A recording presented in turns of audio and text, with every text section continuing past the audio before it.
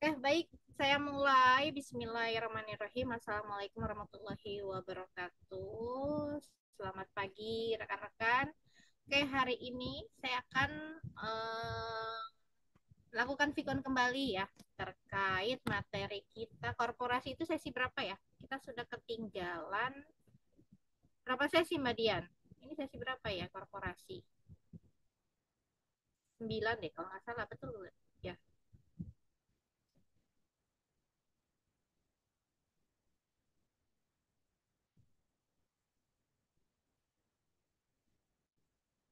Itu ya, sesi 9 ya, sesi 9 10 itu kalau nggak salah korporasi. Kemudian 11 itu investasi. Nah, saya bahas dulu ini korporasi ya. Nanti kalau investasinya mungkin akan saya berikan rekaman ya. Kalau misalkan tidak sempat saya jelaskan karena hari ini saya bahas dua materi dulu gitu ya. Oke, jadi korporasi ini kita akan menyangkut atau membahas terkait saham biasa, saham treasury, saham preferen. Mungkin saham biasa dan saham preferen dulu, baru kita bahas saham treasury ya. Baik, sebelumnya kita perlu sedikit mengetahui atau membahas ini karena terkait publik, apa namanya, menjual saham atau melakukan penawaran atau penjualan saham ini kan hanya dilakukan oleh perusahaan yang sudah go public gitu ya, atau disebut dengan PT gitu ya. Nah, apa sih PT ini? Jadi bentuk perseroan terbatas. Nah, di sini adalah ternyata perseroan terbatas ini merupakan sebuah badan hukum yang dibedakan dan terpisah dari individu-individu yang mendirikan dan menjalankan organisasi tersebut. Nah, sebagai badan hukum, tentunya perusahaan ini atau PT ini harus tunduk ya pada ketentuan undang-undang yang berlaku di mana perusahaan tersebut didirikan, termasuk ketentuan dari pembayaran pajak atas laba yang dihasilkan oleh suatu perusahaan ataupun organisasi. Nah, bentuknya dari perseroan terbatas ini ada yang public korporasi, ada yang private. Kalau public artinya di sini perseroan yang sahamnya diperdagangkan secara luas atau masyarakat ini boleh ya membeli sahamnya. Tentunya dijualnya di mana, di pasar modal. Kemudian bagaimana dengan yang private korporasi? Artinya sahamnya tidak diperjualkan atau diperdagangkan secara publik, melainkan dimiliki oleh sekelompok kecil investor saja. Jadi ini adalah perbedaan atau dua bentuk dari perseroan terbatas. Ada yang publik, ada yang private. Nah, bagaimana kalau dipisahkan atau dibedakan gitu ya dari klasifikasi berdasarkan tujuan atau klasifikasi berdasarkan pemilik. Artinya kalau tujuan, ada yang tujuannya adalah tidak mencari keuntungan atau not for profit, jadi dia tidak mencari laba ataupun keuntungan. Tapi ada juga yang memang kebanyakan itu adalah mencari keuntungan ya. Kalau not for profit kan seperti lembaga-lembaga gitu ya, atau organisasi-organisasi yang memang dibuat tidak mencari keuntungan. Nah, kemudian berdasarkan pemilik. Nah, kepemilikan tadi kan sifatnya ada yang publik dan ada yang private. Nanti ini contoh-contohnya rekan-rekan bisa cari sendiri ya.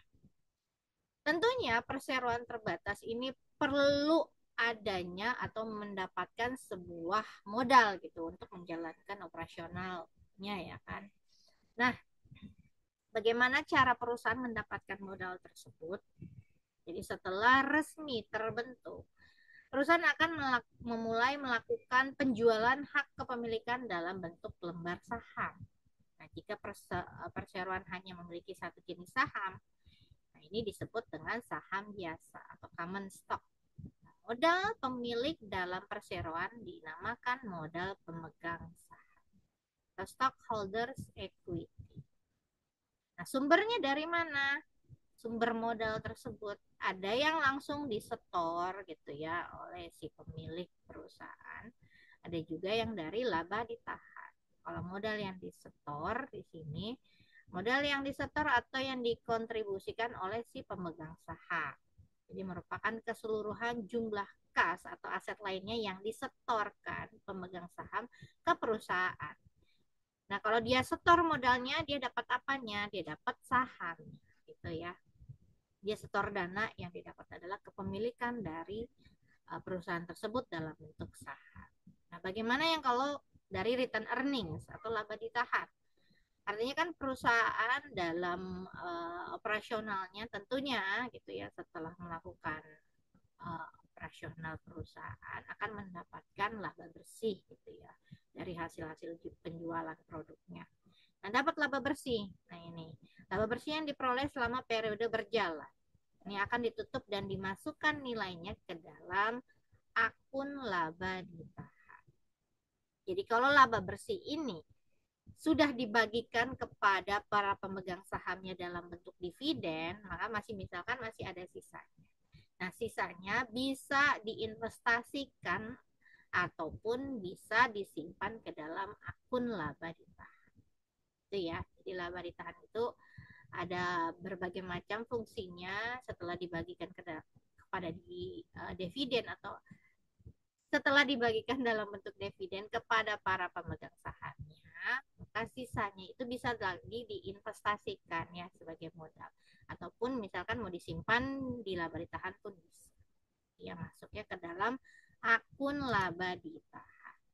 Oke, itu ya sedikit terkait perseroan atau perusahaan yang mana menjelaskan bentuknya seperti apa, kategorinya masuknya apa, itu bagaimana dia mendapatkan modal. Sekarang kita berlanjut kepada bagaimana perusahaan dalam aktivitasnya menerbitkan saham gitu ya dalam pencatatan akuntansinya gitu ya, terkait penerbitan saham. Tentunya saham ini memiliki nilai pari. Nah, sebelumnya saya mau tanya, rekan-rekan paham ya, saham itu apa? Ada yang belum paham apa itu saham? Paham semua ya?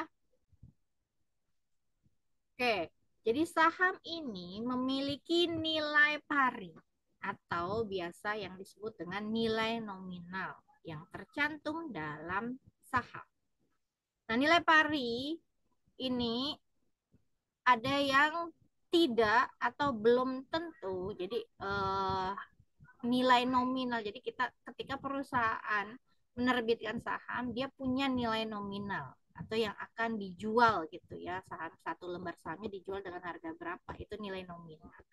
Nah, nilai nominal yang dimiliki suatu saham dalam suatu perusahaan itu tidak atau belum tentu mencerminkan harga pasarnya. Jadi misalkan harga pasar untuk IHSG berapa gitu. Tapi satu saham dari suatu perusahaan itu belum mencerminkan.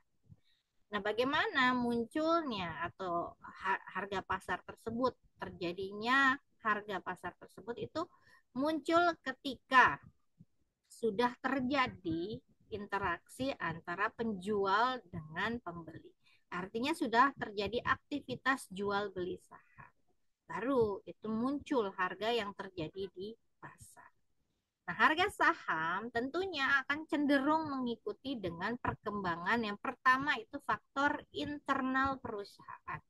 Artinya kondisi keuangan perusahaan.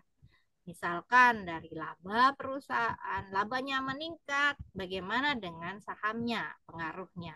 Atau misalkan laba perusahaan menurun, tentunya akan memberikan efek atau pengaruh terhadap harga saham perusahaan tersebut. Kemudian terkait pembagian dividen, gitu ya, itu faktor internal. Nah, kalau faktor eksternal juga akan mempengaruhi seperti inflasi, suku bunga, politik, kondisi ekonomi, dan lain-lain. Bisa jadi mungkin bencana ya, bencana alam yang terjadi di suatu negara. Itu juga mempengaruhi harga saham. Maka kadang, ini banyak sekali ya, digunakan sebagai suatu riset keuangan tentunya. Jadi menganalisis faktor, baik faktor internal ataupun faktor eksternal perusahaan Bagaimana maksudnya gini? Analisis pengaruh faktor internal dan faktor eksternal perusahaan terhadap harga saham perusahaan apa, atau misalkan harga saham dari suatu indeks harga saham gabungan itu. Jadi ini biasanya digunakan sebagai riset. Tapi kita akan membahas bagaimana caranya perusahaan melakukan penerbitan saham ya, atau mencatatkan transaksi dari penerbitan saham.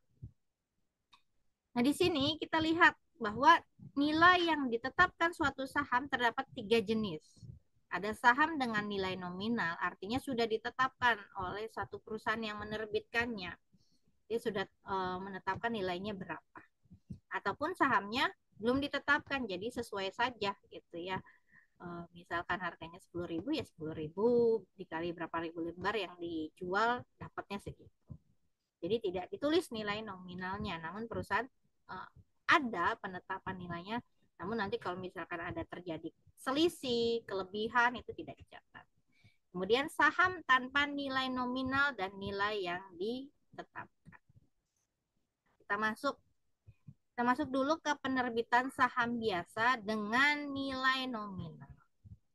Nah, untuk saham yang bernilai nominal atau nilai yang sudah ditetapkan, akuntansinya sama.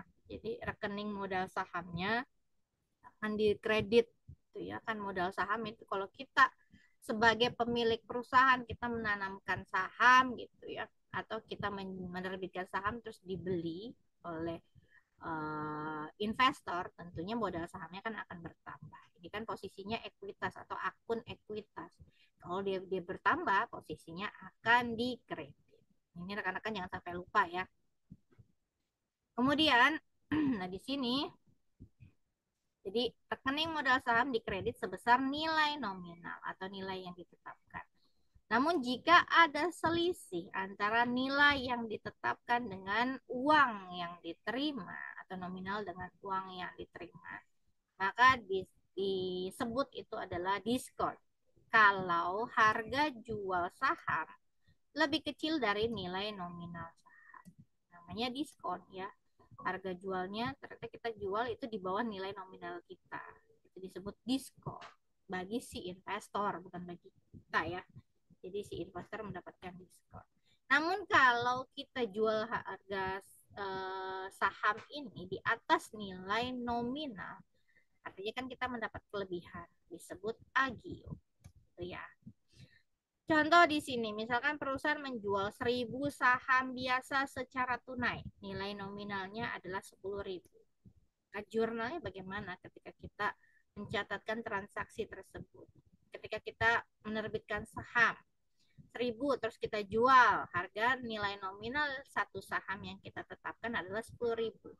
Maka kita catat 1.000 kali 10.000, berarti kas yang akan kita terima dari investor yang membeli saham kita adalah 10 juta. Nah, saya mau tanya, kenapa kas 10 juta ini berada di debit? Ada yang bisa jawab?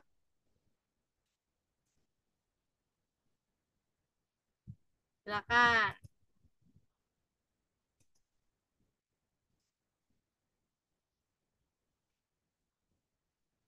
Kenapa kasnya berada di debit?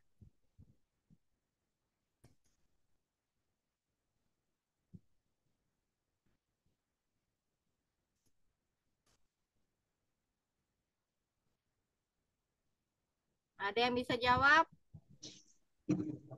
Belum paham, Bu. Waduh, ini udah sesi berapa belum paham? Tentunya kalau kita jual, ya kan, jual saham tentunya akan masuk ke dalam kas kita, ya enggak? Kas bertambah, posisinya di debit. Kenapa? Karena dia termasuk akun aset nih, Mbak Endang udah jawab. Karena kas masuk ke akun aset. Ya betul ya. Jadi kalau kita terima uang, ini kan langsung nih, anggaplah ini penjualannya secara tunai. Jadi ketika si pembelinya membayar, maka dicatatkan ke kas kita atau kas perusahaan. Kas bertambah, posisinya tentunya di debit ya, karena dia termasuk akun aset. Itu. Nah, sekarang coba ini modal saham berada di kredit. Ada yang tahu nggak kenapa modal saham di kredit?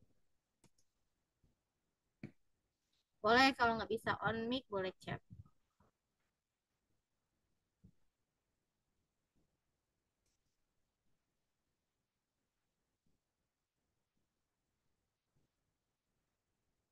Nah, Xiaoling. Oke, Mbak Xiaoling, ini modal saham bukan termasuk akun aset ya. Seperti yang saya tadi bilang, sudah saya jelaskan di awal nih, untuk saham yang bernilai nominal atau nilai ditetapkan akuntansinya sama atau rekening modal saham akan dikredit. Tadi saya sudah jelaskan bahwa modal saham ini termasuk ke dalam akun ekuitas. Dia berbeda dengan akun aset. Kalau bertambah posisinya akan berada di kredit. Gitu ya. Jadi kalau dia bertambah, posisinya akan berada di kredit. Maka modal ini kan bisa dibeli gitu ya sahamnya, maka modal sahamnya akan bertambah. Posisinya akan berada di kredit karena dia akun ekuitas. Oke. Nah, kemudian ada ilustrasi yang kedua adalah jika dijual lebih dari nilai nominal 11.000. Berarti kan dia mendapatkan apa? Kelebihan ya. Kelebihan akan dicatatkan agio saham sebesar 1 juta. Jadi kas modal saham, agio saham. Kasnya tetap berada di debit, modal di kredit, agio karena kelebihan. Kemudian bagaimana kalau dijual nilainya kurang dari nilai pari atau nilai nominal? Maka seperti yang tadi sudah saya sampaikan, maka akan adanya diskon. Kasnya 9.000, diskonnya ini 9 juta, diskonnya 1 juta, maka modalnya 10 juta. Gitu ya. Ini terkait saham dengan nilai nominal yang sudah ditetapkan. Nah, bagaimana tanpa nilai nominal?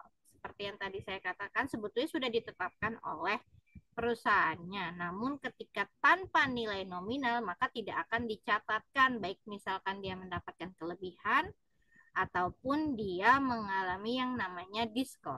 Jadi kalau ini seharga nilai nominalnya, maka kas sama modal saham. Nah, kalau misalkan dijual di atas nilai nominal atau lebih, kan nggak ada tuh, nggak dicatat agionya. Hanya biasa kas modal saham. Juga kalau dicatat dijual kurang dari nilai nominal pun sama. Itu ya rekan-rekan ya. Nah ini terkait nilai saham dengan nilai nominal yang sudah ditetapkan dan saham dengan nilai nominal yang belum ditetapkan. Kita masuk ke ilustrasi penerbitan saham biasa.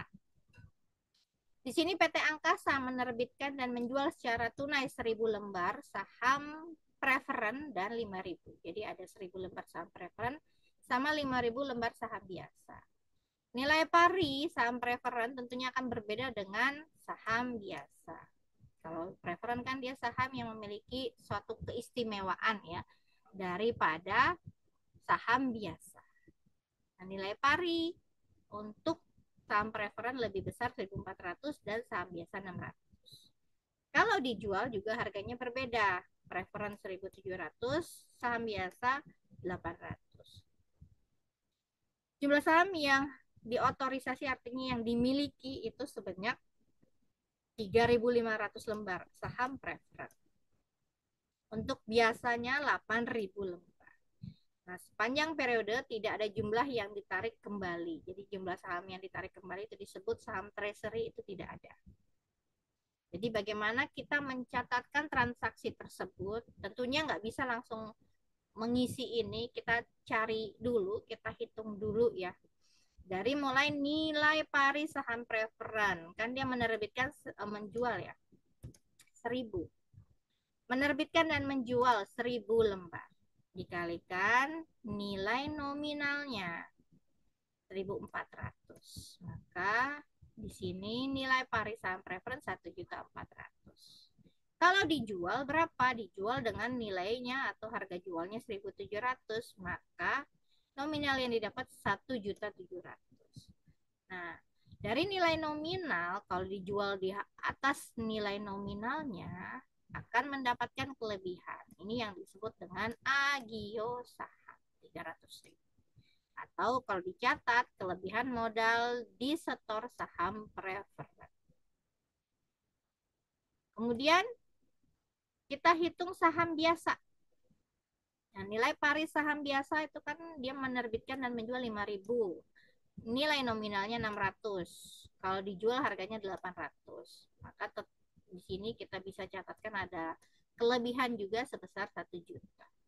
Maka kas masuk yang diterima ketika saham tersebut dijual, maka tambahannya berapa ini? Kalau dijual kan 1.700.000 ini saham preferen, 4 juta untuk saham biasa. Maka kas masuk yang diterima adalah sebesar 5.700.000. Baru dicatatkan 5.700.000. Saham preferen yang dimasukkan di sini adalah yang menggunakan nilai nominal. Saham biasa juga yang menggunakan nilai nominal. Dicatatkan berapa kelebihan atas saham preferen. Ini kan 300 dari sini. 1 juta saham biasa.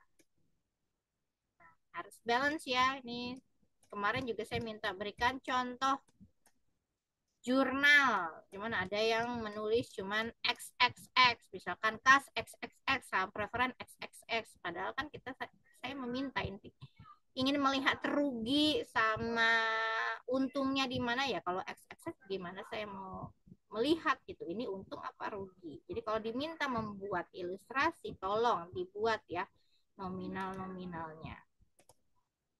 Oke, di sini ada catatan sedikit disagio saham. Kalau agio gitu mendapatkan keuntungan ya atau kelebihan. Nah, kalau disagio artinya kebalikannya, selisih kurang gitu ya. Nah, di sini adalah setelah menghitung transaksi tentunya perlu dibuat neraca atau masuk ke dalam laporan ya posisi keuangan perusahaan. Itu yang disebut dengan neraca. Nah, ini hanya sebagian, hanya mencatatkan modalnya saja karena kan transaksi yang kita ketahui hanya modal pemegang saham. Maka berapa modal sahamnya? Tadi saham preferen dan saham biasa. Nilai nominalnya dicatatkan sesuai dengan berapa yang diterbitkan dan dijual gitu. Maka total modal saham adalah 4.400.000. Kelebihannya tambahan dari hasil penjualan juga dicatat.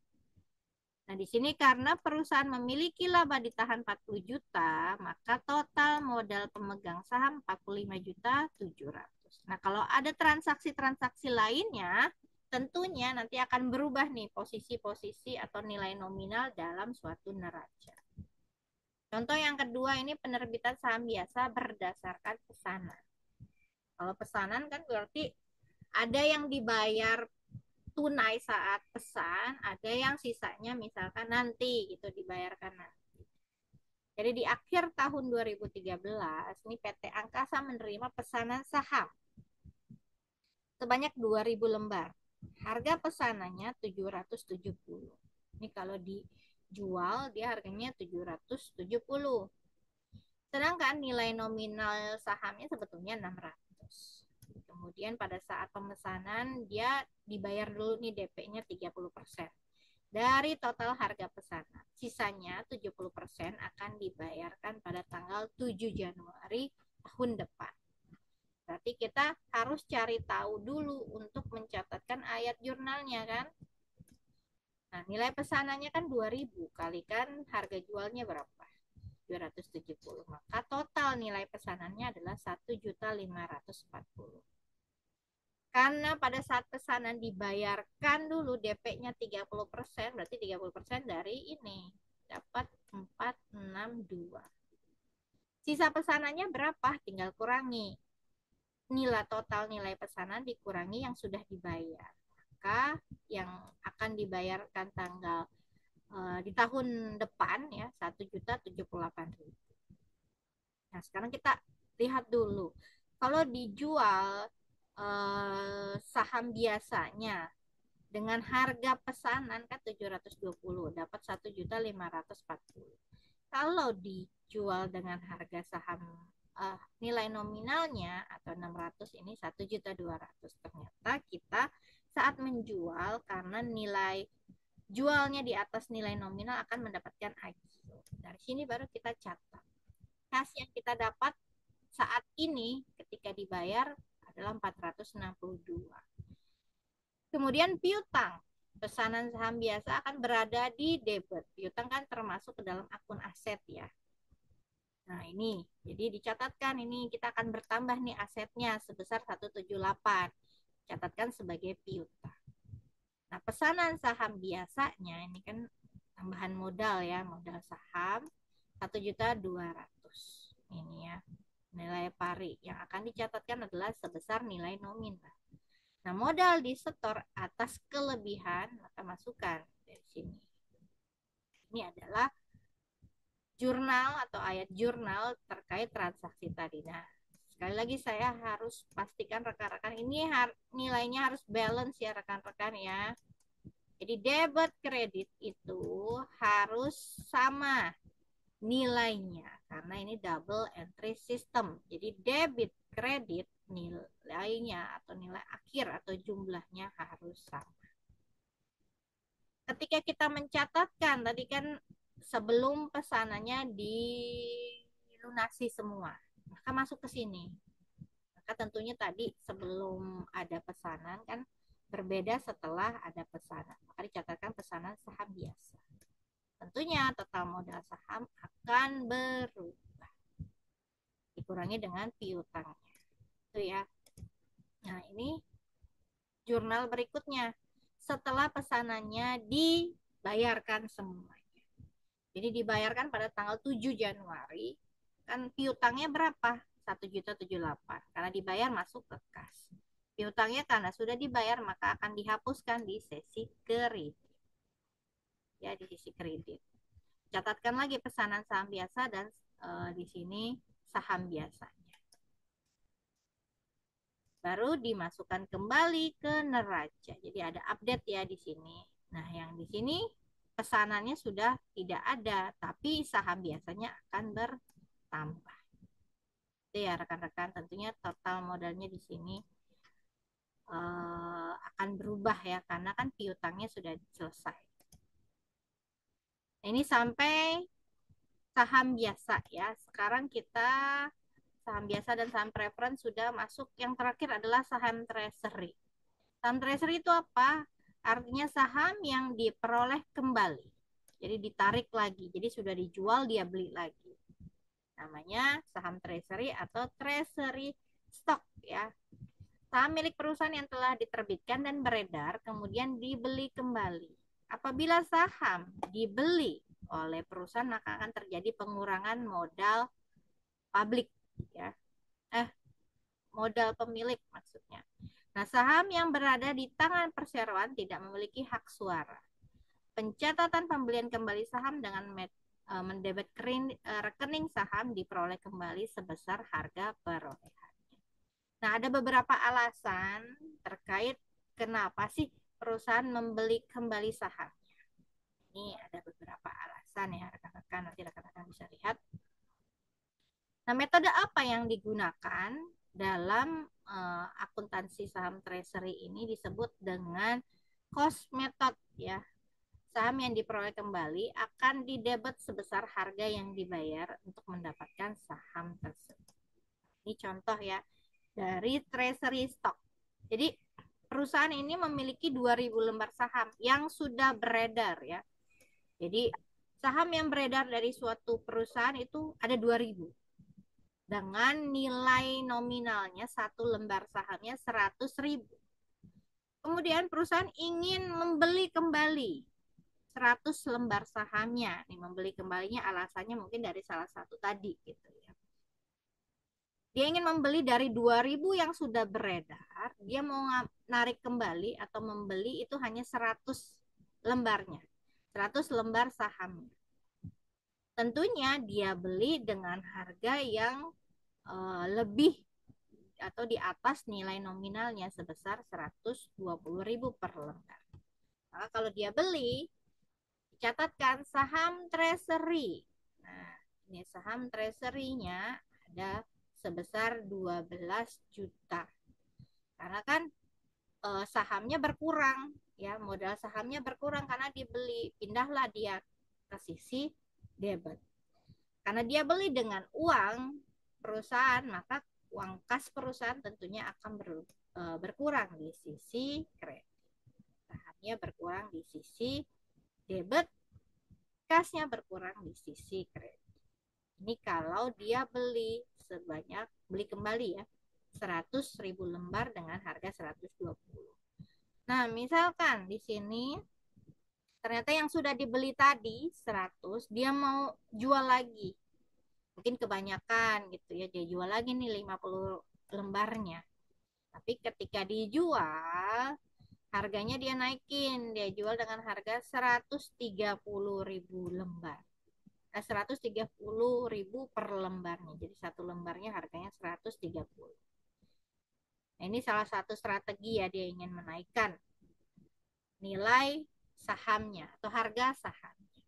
Maka ketika dijual 50 kali 130, maka kas akan masuk ke perusahaan sebesar 6.500.000. Nah, saham treasury-nya tentunya sahamnya akan kembali ya, modal sahamnya akan kembali masuk ke kredit ya, maka saham treasury bertambah sebesar 6 juta.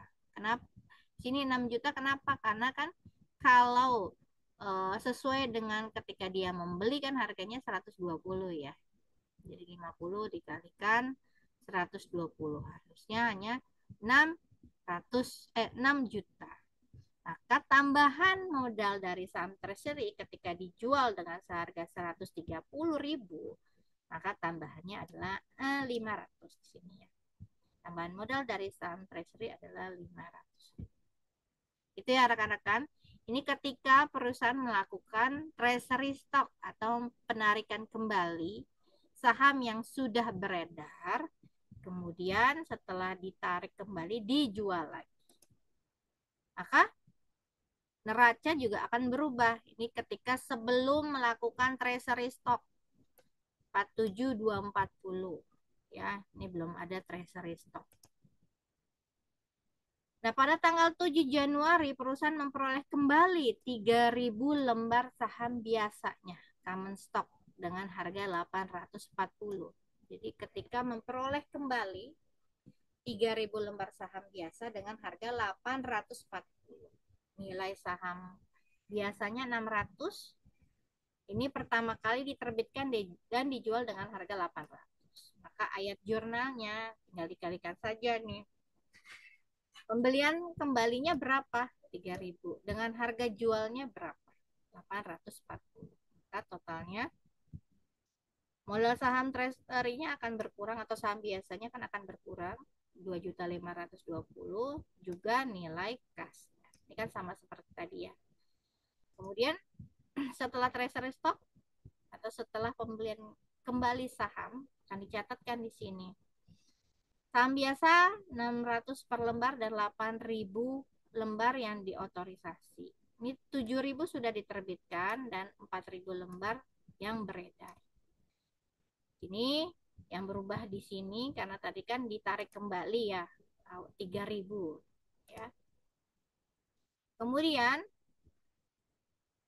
apa yang berubah adalah ketika perusahaan membeli kembali maka dikurangi saham yang diperoleh kembali. Ada 3.000. Ya, 3.000 maka totalnya berapa? 2.520. Maka akan berubah ininya. Total modal pemegang saham sebelum treasury dan setelah treasury. Rekan-rekan bisa bandingkan ya perbedaannya.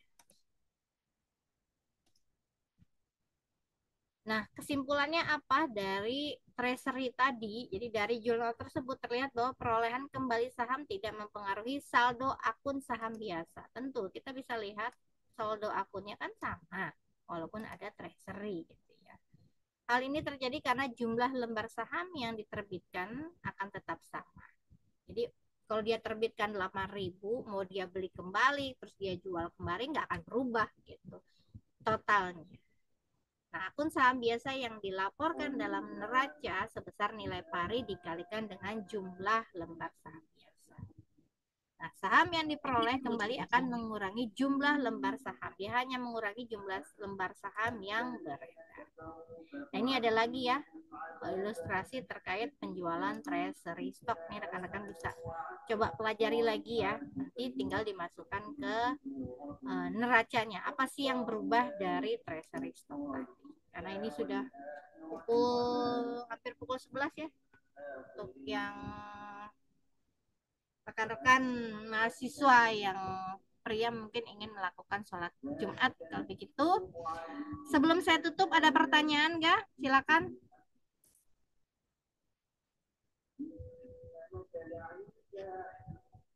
Ada yang ingin ditanyakan?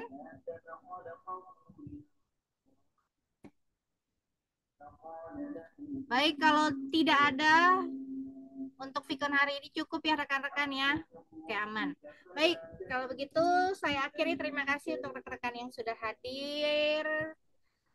Nanti insya Allah saya akan lakukan kembali ya, menjelaskan materi-materi yang belum di sesi Vicon berikutnya ya.